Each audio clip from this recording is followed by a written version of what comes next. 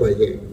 मंजूर झालं, काही काळ लागला त्याला, पण आज मंचरचं एसटी स्टँड सुरू झालं आणि त्याच्याच बरोबरीने मी तुम्हाला आज सांगतो की आत्ताच जुनं जे एसटी स्टँड आहे ते एसटी स्टँड पूर्णपणाने पाडून अतिशय अत्याधुनिक बस स्टँड आणि व्यापारी गाळे त्या ठिकाणी या शहरातल्या व्यापार वाढवण्याच्या दृष्टिकोनातून ते काम आपल्याला भविष्यात करायचं आणि त्याच्यासाठी सुद्धा आपण ही सगळी व्यवस्था त्या ठिकाणी करतोय.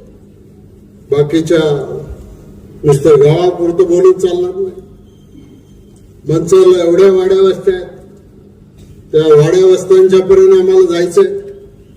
त्या वाड्या वस्त्यांना आम्हाला सुविधा निर्माण करून द्यायच्या आणि हे सगळं करत असताना घोड नदीचा परिसर जो आहे समजा आता आपल्याला इथं एक सुसज्ज घाट आणि आकर्षक व्यवस्था त्या ठिकाणी आपल्याला करायची.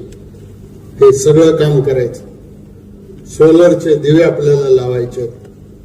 या सगळ्या सुविधा मंचरच्या साठी करायच्या आहेत आणि हे मंचर एक राज्यामधलं आदर्श गाव म्हणून, आदर्श शहर म्हणून आपल्याला निर्माण करायचं आहे.